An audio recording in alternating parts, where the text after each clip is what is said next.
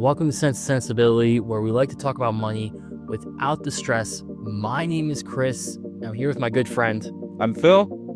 So in today's episode, we're going to be tackling a really big question, right? And that's, how do you teach kids about money in a way that sticks? We don't learn it in school, right? So financial skills are some of the most important life skills that anyone, let alone kids, will ever learn, right? But let's be real, kids don't want to sit through PowerPoints about budgeting and none of that crap. So good news is teaching money skills can also be fun if done right. Not just fun, also engaging, even something to do together as a family if you do have kids or younger siblings, right? We're gonna go ahead and do this. All right, so first thing, right? Make saving a game, right? So saving doesn't have to feel like a chore. Hopefully it doesn't, right? So turn it into a fun challenge. Younger kids, they love visuals. I still love visuals. So using like a clear jar where they can see their savings grow, for older kids, let's say, teens or whatever it may be, setting a specific goal like saving for a new bike or trip, and offer to match their savings to give them that extra motivation, almost like a 401k,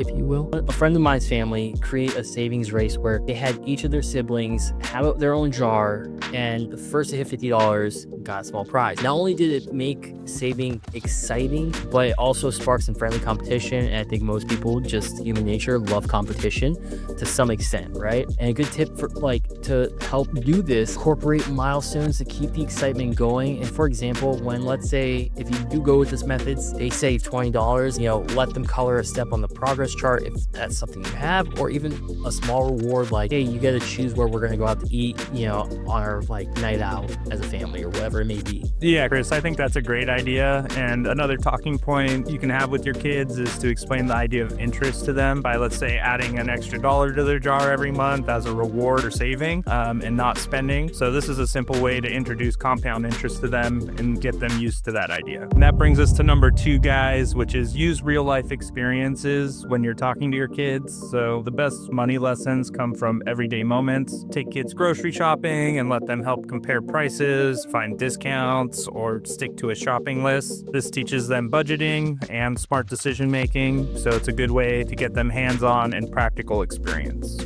All right. I think using real life examples is really good because obviously it's real life, so it's very objective. But a good example of this is my buddy's wife. They gave their 10-year-old daughter $15, right, and challenged them to buy ingredients for dinner.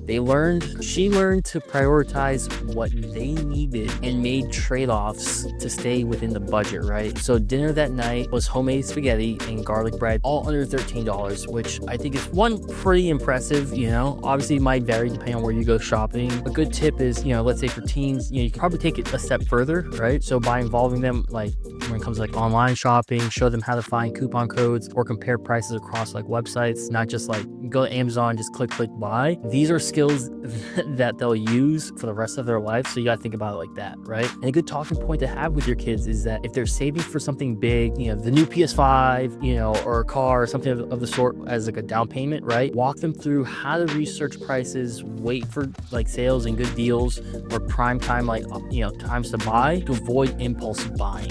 It's a great talking point, Chris. And that brings us to number 3, guys, which is set goals together. So kids love being part of something bigger. So involve them in family saving goals, whether it's saving for a vacation, a new pet, or even a backyard makeover, and showing them the why behind the savings, which teaches them teamwork and it also gives them delayed gratification. I think honestly setting goals together is really, really important. One, just brings the family together. But a good example of this was when I was a kid, me and my family, we would set a goal to save, let's say, I think it was $1,000 or how much ever it would cost over budget, let's say, for not necessarily a weekend trip, but a couple day getaway, if you will. And every time, we would, let's say, skip on going out, getting takeout, whatever it may be, we would always add that money to the vacation jar. At the time for us it was a box, but you just use what you got, right? I remember when as a kid I was always so excited because it made me start suggesting ideas to help save more so we can get to that goal faster, just because who doesn't like a good vacation, right? So always having garage sales or making homemade pizzas and things like that as well, just to help save and make that little bit of extra money as well, right? And a good supporting tip for this is to break the goal into smaller milestones to keep kids motivated, right? Because that's what we did growing up. So as an example, if the goal, let's say, is $1,000, celebrate when you hit the 250, 500, and so on with like a fun but low cost activity. Yeah, and I think another great talking point, which this approach also teaches, is teaching them about trade-offs. So if they want to eat out one night, they might have to skip another treat to stay on track. So what's one creative way you've taught your kids, or let's say younger siblings, about money? Go ahead and share in the comments. I'd love to hear your stories and maybe feature them in a future episode. Teaching kids about money doesn't have to be boring. Turn savings into a game using real life experiences, setting those family goals and encouraging them to earn their own money.